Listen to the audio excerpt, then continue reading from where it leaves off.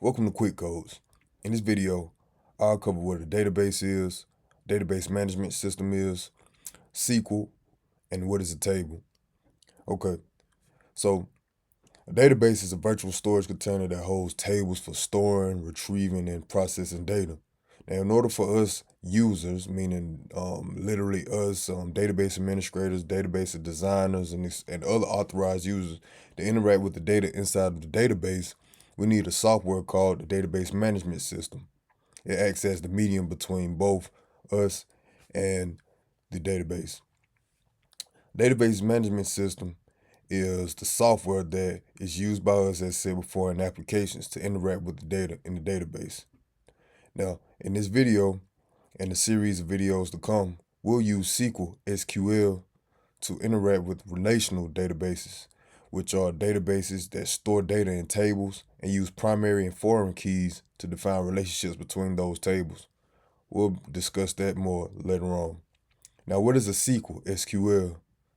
SQL or SQL stands for Structured Query Language. It's a programming language for storing and processing data in relational databases.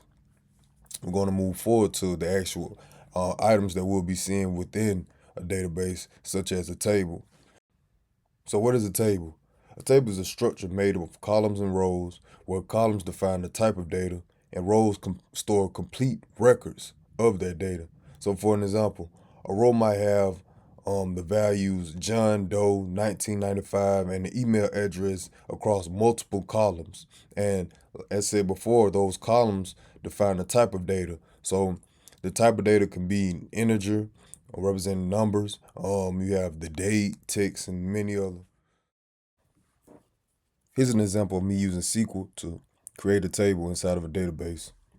As you notice, the first line I've created the name of the table, QuikCodes table, and the two sublines beneath it are used to name the column and also identify the data type in which the data will be entered in. So according to this information, QuikCodes is the name of the table, name representing the first column, varchar 20 representing the data type, column year representing the second column, and date representing the data type for that particular column current year. Again, thank you for watching QuikCodes. Continue to learn by watching the next video.